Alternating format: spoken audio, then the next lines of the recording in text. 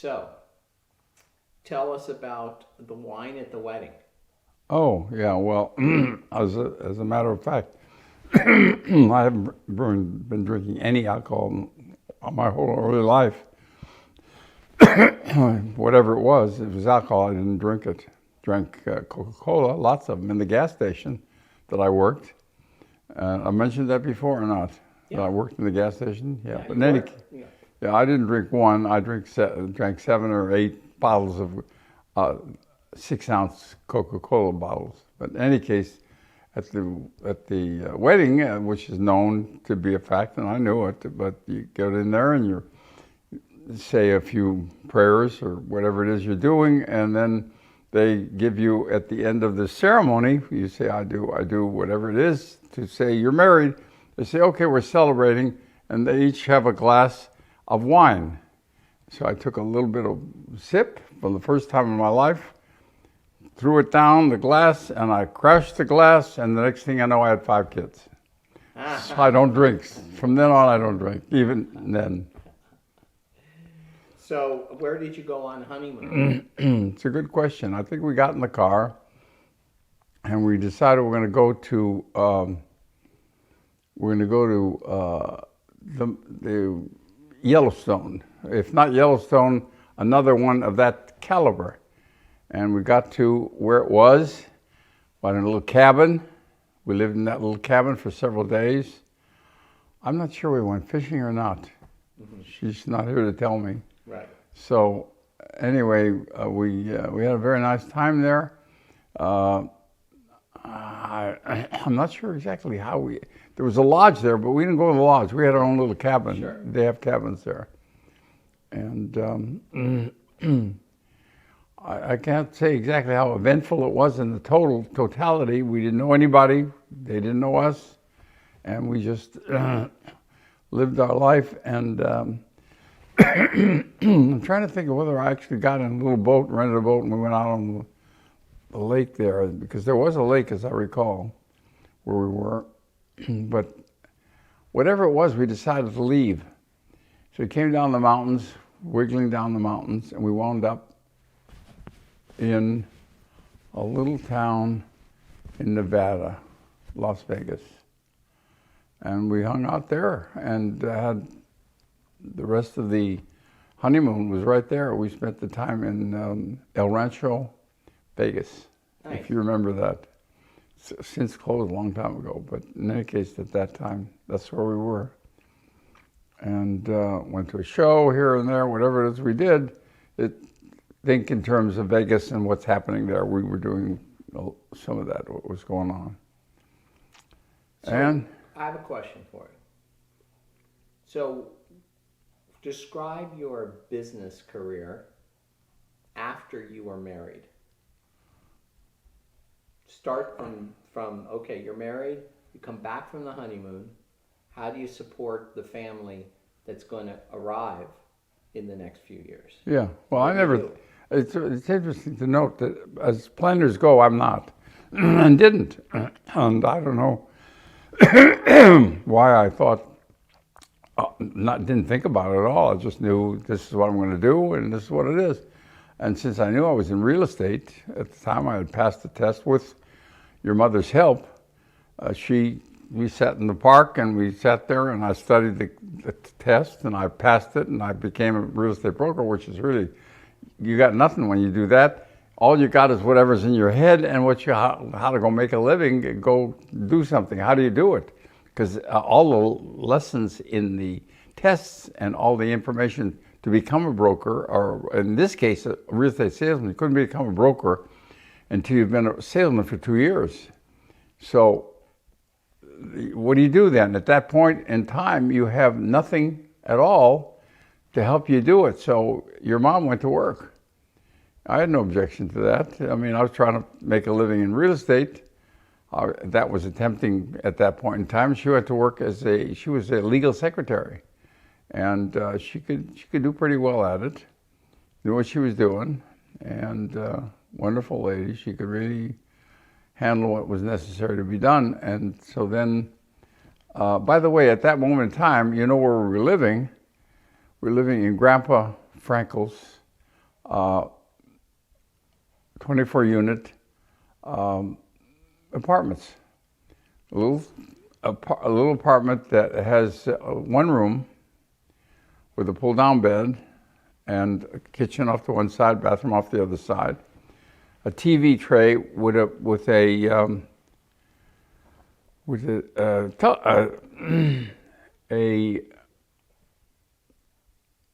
typewriter on it. The typewriter gave it weight. So when they started doing like this and like that and like that and that, we got the hunch and the feeling that it was an earthquake. It was. A good one too, I'll tell you. Didn't seem to bother the whole building after. I mean, everybody's running and screaming, but nothing really happened. It didn't even fall over. But because of the aluminum legs and the structure of the TV tray, it could make a lot of motion. It was really, really eerie. But anyway, I stayed in that apartment, and I would drive. We had one car. I'd drive her to Beverly Hills, where she was working, and I would go to West LA, where I was working, real estate. And of course, I was working with the Janet Manor. I was the manager. I became the manager because Grandpa owned it. In the sense, I was a general manager because there was a manager on the premises that took care of everybody there. And she reported to me what was going on, and I was in charge of her. So we kept living there and going about whatever we were doing, meeting with family and friends and so on. The evolving of that was... That's okay. We're cutting the whole thing up anyway. Oh, okay. So anyway, so you're in the Janet Manor. Mom is driving to Beverly Hills, legal secretary. We are driving to Beverly Hills. Okay, you're driving her there, dropping her off. You go to West LA. What road, what street, do you remember what street that was on, the office? And was that Holly Park or no? Oh, no, I didn't know anything. Yeah, so you were working as a real estate agent. I was it's real estate salesman or agent okay. Under Joe Braverman. Okay, and then his office. So then, how did things progress from there? Well, the office where I was at was like 6 or 8 blocks from where my mom and dad lived. So, and by the way, I sold that house to them. I went to the sales office, and I said, "I'm a real estate broker. You got any commission for me?" "Yeah, you got some commission, a little bit." I said, "Fine, now let's see what happens." So I sold Mom and Dad one, and Reba and Al Crimstein, if you know the name, that's your aunt, okay. Aunt Reba, yeah, and Uncle Al. And this is your dad, your grandpa's Al too, so there you go. Anyway, I sold them both a house. The commission wasn't anything like what you get today. It was $300 each house. I got a $600 commission from the whole thing there. But $600 is different than today. And the price of the houses were $16,500. 3 bedrooms, 2 baths, nice yard, a chimney, a chimney for burning your rubbish in the backyard, which we could do at that time. Right. It was allowed. Later, they stopped that and said, "No, you can't burn and make smoke." Right. Not allowed. For any vacations or any holidays, where did you go? Went to Mom and Dad's, and we met the family, met everybody there, brought all the little kids with us, whatever kids that we had at the moment. Was either just Michael, that was Michael and Catherine, or Kathy at that time. She later changed her name, as you know. She went to court to do it. Changed her name legally from C-A-T-H-Y, which we named her, to C-A-T-H-R-Y-N-E. And of course, you know who that is. And anyway, we had a lot of football games out in the street. We played there, Uncle Joe, myself, Cousin Bob, as I recall, many persons of relations to us. And the big question is, when's the baby due? Because whenever we met him, there was when the baby due, and your mom was already obviously pregnant. So that's...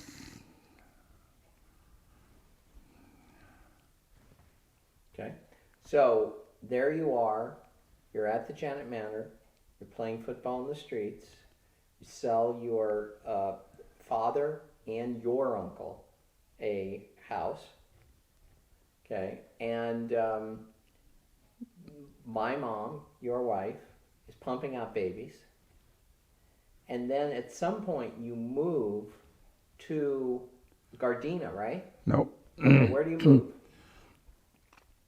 We moved from Janet Manor. From the Janet Manor, we moved to another property that Grandpa Frankel owned on Shenandoah. He owned the Shenandoah, and there's several units there. And my uncle, David, who was a late child to my grandfather, lived in the back above the garages. He was not married at the time. And I lived in a two-bedroom, large two-bedroom up front with myself and your mom and Michael and Catherine, four of us there. Then we did move to Gardena. We moved to Holly Park. Holly Glen, I should say, Holly Glen, which was a large complex of homes in, I'm trying to think if it was actually Gardena or it was another one, but we lived there for a while. And I think Howard was born, but I know that either he was born then or when we moved to Holly Park. Got it backwards. We moved to Holly Glen, and now we're moving to Holly Park. One is on the west side, Holly Glen. Holly Park is on the east side. If you have a major freeway, we're farther away from it. But yeah, the Holly Glen was, I'm not sure exactly what town it is, but Holly Park was definitely in Gardena. And I'm sure Howard was born over there at Holly Glen. And then what businesses when did you get involved? Somewhere in there between one of these little things, I actually went out to West Los Angeles and found an office building sitting on a lot and bought it, had it picked up by a truck and brought to the corner of Crenshaw and Imperial, right on the corner there. It was about 20 acres or so. Nice piece of property, but they didn't have anything there, and they let me put it in. I had to pour the foundation. I built the foundation, the structure out of wood, and then filled it up with concrete, put the various things in there, and brought the house and dropped it on there. Not a house, the office. Didn't have any rooms. It was one office. That was it. And then later I constructed, you've seen pictures of it, I constructed large beams along the side, flaring out, and on it I put B-E-R-L-O-C, Burlock aluminum. It's where you can interchange the numbers and the digits, so we could put ads, 3-bedroom, 2-bath, this and that, 18,000, 16,000, 19,000, whatever it was. I even had ads specifically for my property to sell it off. And so you launched your business right there. Lost the business? Launched. You started it. Launch, yeah. As a business, yeah. I started, and I had agreements with my two partners. When I was working for, I told you I was working for Zuckerman and Morris, or did you get that in there somewhere? Go ahead. No, I went to work for Zuckerman and Morris, and that is before we launched this whole thing. And Zuckerman and Morris were real estate developers. They were the ones that built Holly Glen and Holly Park, and we were selling them. And as we were selling them, you'll remember this kind of thing because it's, a dark cloud on the concept of, I didn't protest even a little bit, where we had people come in to apply for a house. They filled out an application, and we took the application, depending on whether white or black. Black goes in the wastebasket, and white goes into the thing. Really? Oh yeah, it was very. I mean, it wasn't even hidden; it was vivid. Yeah. Oh, you did. I've mentioned that to you many times before, but in any case, that's what it was. And no matter how you slice it, that's what it was. And I worked for Zuckerman and Morris, and while I was there, I met a salesman called Morty Starkman. Morty, and Steve Brody. And I asked him many times if he jumped off the bridge. He says, no, I didn't jump off the bridge. Steve Brody was known to have jumped off the Brooklyn Bridge or some bridge. Anyway, the gist of it was that we kept talking, the three of us kept talking about going into business. Now, I was a salesman, more or less. Steve was a salesman and a half. And Morty was a salesman also. I got it backwards. Morty was a salesman, I was a salesman, and Steve was just the guy that got the keys and took all the people to their houses after they bought it, and here you are, and he showed them the house, So we were talking about all of us having a license. Well, I had completed 2 years, so I had a broker's license. So we said, okay, let's pool our money. $75 a week. We were getting on a draw. Actually, it was salary, I guess. We didn't get anything for selling a house, or maybe $100 or something, $125. And pool the money and support me. I'm going to go away from earning anything here, and I'll go and got the house like I just described the whole thing. Start up the office. I got the office going. And a name. What kind of a name could we make up? We've kind of figured out what it was. Holly Park Realty. That was it. I don't know whether we had. It wasn't incorporated. It was just Holly Park Realty Company, maybe. And so I went in there, and there I am sitting alone on a corner that has vibrant with people. So people fell in the office, and I would say, "Okay, let's go look at a house." And anytime I took them to Holly Glen, I knew what was going on in Holly Glen. I lived there. And I knew where Holly Park was, and I knew that, and I was getting the listings. I became a member of the Inglewood Board of, the Los Angeles Board of Realtors, the Gardena Board of Realtors, the Torrance, all of the boards, and which means I could get the listings. And so anybody walks in, I said, hey, I got something here, whatever it was. And so the first one that came in, I sold him a house. We got $1,000 commission, 5% on a $20,000 house. Yeah, wow. Better than 75. What? A lot better than $75 a week. Yeah, that's for sure. So anyway, we knew we got it going a little bit. When are you guys going to join me? As the thing was, not for a while. I still got some listings and still maybe did another sale or two, and eventually they came in, and the three of us were operating, and we're doing okay. And then that probably started in 19 what? I have to go back how into. How old was Michael? When you started Holly Park Realty? How many kids did you have roughly? Where were you living? Were you living in Shenandoah or in Daphne when you started that? Oh, you were living in Holly Park. No, I wasn't living in any one of the three at the time we started the place. I think I moved to Holly Glen because we had started the business. So I was still probably living in Shenandoah. So it was probably 54, 55? Yeah, somewhere in there? yeah, Okay. something like that, yeah. Okay. So you're there 55, and then they join you 55, 56, something like that. Okay. Well, then you move there. The big thing that happened to us that really changed the whole direction we were going, whatever direction we might have been going, we didn't know for sure anyway, but a guy comes in and he's working for us, whatever that means. And he goes out and he's not doing much of anything, but he was on a particular one, and one day he comes in, it's 5 o'clock, I'm going home. Okay, 5 o'clock, he's going home. You can go home. But we're still sitting around the office. And a guy comes in and wants to sell a house, wants to sell his house. Oh, I got to get out of here.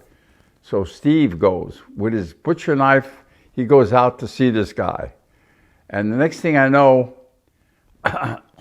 we were able to buy that house with the commission that we didn't get, $1,000, and maybe $1,000, $1,500. By that time, we had that much money. We bought it, and he came back in the next day. The salesman, he said, "Well, how's things going?" I said, "Well, we bought the house that you were on there." He said, "Really? I didn't have a chance to do anything." "Yeah, it happens. You go home. That's what it works. You weren't here when the buyer came in. You simply weren't available." I'm not sure if he stayed with us or left us, but it didn't matter because we kept doing it that way, and we bought that one. We bought another. We wound up buying about 20, 25 homes over time. $1,000 in the commission, or maybe $2,000 in the commission. Oh, what we were doing was renting them out. I was able to turn the title around without even insuring anything. I just bought them cold, and I didn't get the title policy. I just got it so that I could understand what I would call it the loan company. Say, "I'm Mr. Jones, and I've got my balance. What's my balance these days?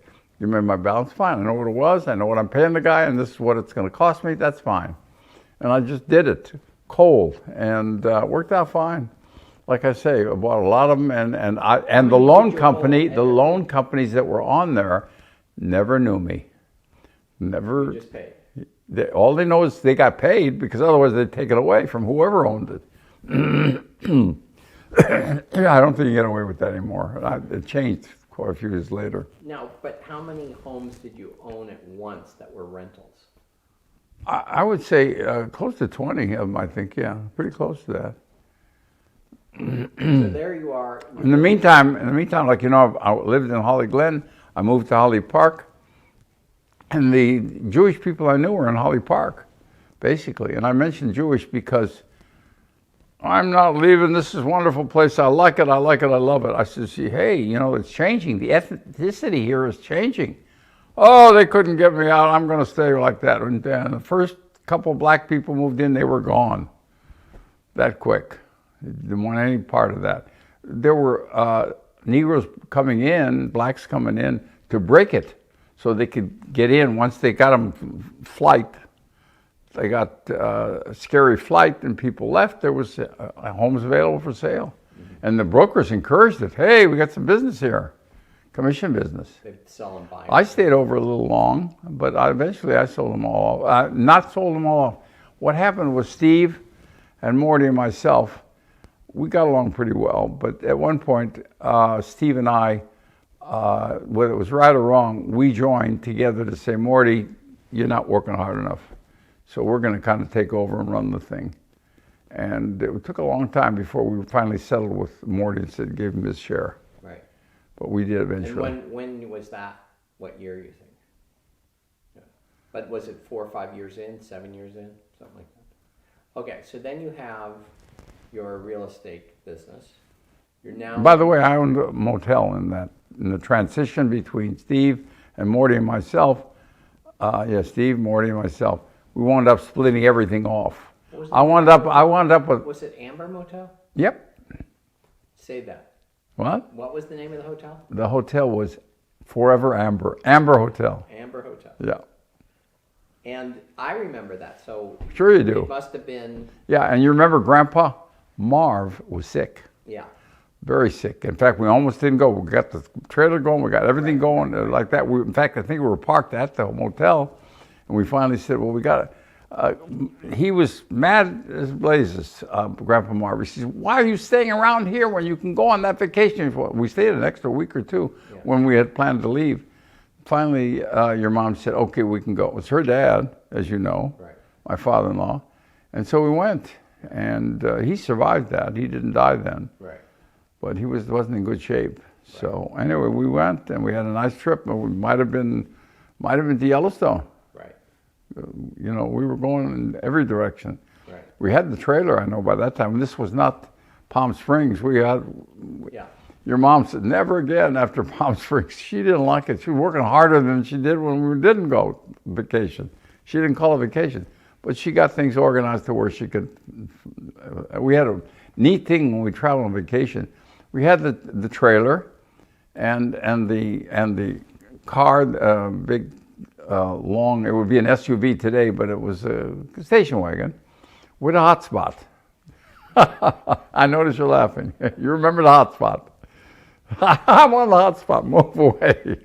What it was is the fact there was no insulation between the exhaust pipe under the back there and the floor where you're laying on, so it got hot. Yeah. Anyway, when we went traveling, we went to the. Do you remember we went to the river that dries up while you're standing there watching it, and then comes flushes like a toilet, flushes back and comes on. Remember that one? Yeah. Well, that was. I'm not sure the name. Intermittent springs. Utah, I believe, but I'm not even sure if it's Utah. Yeah. But whatever it was, one of our trips, a great trip. Right. And we kept coming back to Beverly Hills. No, not Beverly Hills. We kept coming back to. We came back one time to Holly Park, and the dog Suki had come with us, or at that time Spooky maybe. Could be either name. And we came back and we walk in and the floor is covered 6 inches thick with little jumping fleas, because Suki had gone in and out before we left, and so we left a flea or two, and now, whoop, it was covered. I'm not sure how I got it cleaned. I didn't clean it. I must have had somebody come in and do it, because it was really bad. And then in the backyard, you know what I did? I dug up about a 1.5 feet, maybe 2 foot shallow, like a plate in the back down. Then I got a plastic pool and put it in the back. And the pool was maybe 3 feet high, maybe. And I remember Howard looking at it and saying, "Oh boy, that's big." Later, many years later, he looked at that pool and says, "That's the big tall pool." Right. we had filed it away. I remember when you put the pool. We took it out and put it in the garage. So yeah. Did you ever have a roller coaster in the back? The roller coaster was in the kitchen. In the kitchen, right? In the kitchen, and ran into the new room. By the way, I added a room to that house physically. The Gardena house? What? Was that the Gardena house? Gardena house, Holly Park, yeah. Gardena. I got the jackhammer and took out some concrete. I dug holes and put in the plumbing. I framed it out going up, and I think I got a guy come in. And I put in the plumbing. I put all the plumbing in, and even melted metal so that I got the. When you put it together in those days, you put it together like this, and then you pour lead all around it, so it seals the big black pipes that go down there. Anyway, didn't have any trouble with it. But I remember one 4th of July, all I had was a deck out there in front. I didn't have the full one there, so everybody sat around on the deck and shut off fireworks. It was neat, running around with the sparklers, and all that stuff. In those days, there wasn't a lot of cautiousness there. So what, at some point you decided, hey, let's move to Beverly Hills. How did that whole decision? Oh, what we do did. you remember about even finding the house and buying the house? We shopped Palos Verdes, went through back and forth, some nice homes up there. Lovely place and everything else. School district, the school district in Beverly Hills was really something. We checked that one out.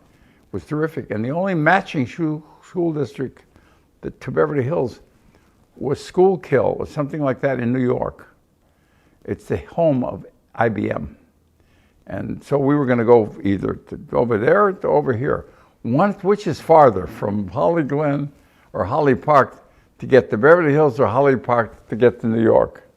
So we went into Beverly Hills and shopped and came up with 328. Wow, what a number. Strange, that number, because I live there now. Do you remember how it was to negotiate on the house and get your mortgage, and how expensive it was relative? Yeah, I know exactly what it was. The house was $45,000. I got a 4% loan. I'm trying to think what it was. I got a $35,000 loan and $10,000 cash, and bought it that way. And that's a lot of cash because think Yeah, about everything was a lot. $200,000. Actually, it wasn't so bad because I was dealing in these Holly Park homes, and I'm sorry I didn't do it in West LA more and wind up with 18 homes in West LA. But anyway, down there, when we wound up, like I said, when we separated, I got the way we worked out the money. I got the motel, which nobody really wanted, but I said I'll take it. And there's maybe 6 homes, 7 homes, and then Steve got and Morty got. When did you? But that's when Morty was leaving. So now you're in Beverly Hills. You're still doing real estate. You moved your family to Beverly Hills. Yeah, I drove down to. Every day, every work day, to Holly Park. No, I stopped the real estate business. I believe I'm almost positive. Did you stop it when you moved to Beverly Hills? Maybe. Yeah, I know I drove down, but when I was driving down to San Pedro or wherever it was, I was going down to be in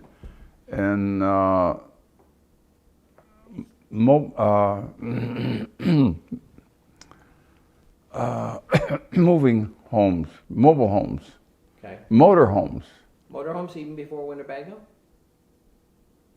That's Winnebago was 1967. And you would then go to Lomita. Yeah. But I'm saying you moved into that. Yeah, house. but to get to Lomita, I had to come from Beverly Hills. No, I know. And that was long drives, 40 miles or something. I don't know, whatever it was. I remember driving before. My question is, you moved into the Beverly Hills home with your family in 1962, 63? 63, exactly. 63. There was somebody killed. Right. Our president. What? Our president. The President of the United States. Exactly. Yeah, he was shot. That's right. And for 5 years, we didn't have TV. I bought it that day or the next day. Right. So here's a question. So you're in the house in 1963. I don't believe you start the motorhome business until 1967. Okay, if you say so. Yeah. And so were you just sort of disposing of assets, real estate during 1963 to 1967? It might have been because we won a lot of trips. Yeah. It could be I had somebody else running the office because I wound up with the office. Nobody else was there but me. In the Holly Park Realty? Yeah. Yeah. Oh, okay. And George Davis. And you finally unwound everything by 1967 and then did motorhome. Yeah, George Davis was running the office, and I was running the kids and the family around. Right. Okay. So now we get up to 1967. You're living in Beverly Hills. Your youngest is 8 years old. Your oldest is 42. 13, 14 years old. They're going to the Beverly Hills school system. You're taking. That's why we were there. Taking some summer vacations, and you decide to get into the motorhome business with your brother Joe.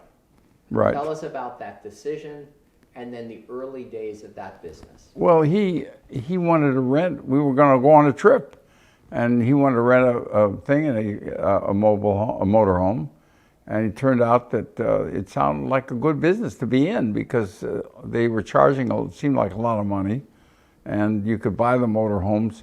And so my thought was, why don't we buy the motorhomes and resell them, and also rent them and do the whole thing? And that's what we wound up doing. And I think Lee, Joe's wife at the time, Right. Lee Gatoff Stein, she came up with the name Rolling Homes. Mm-hmm. And so from then on, we were rolling homes, and they were rolling. Mm-hmm. And how did that business grow in 1960? Well, I remember you and Uncle Joe went out to Forest City, drove the first 2 back. Yeah, Joe and I. Right. So tell us from there. What? Let's take a break. To adjust to the changing light. Okay. All right. Is it cut? Cut. We're taking a break. Okay, good idea. If you want to stand.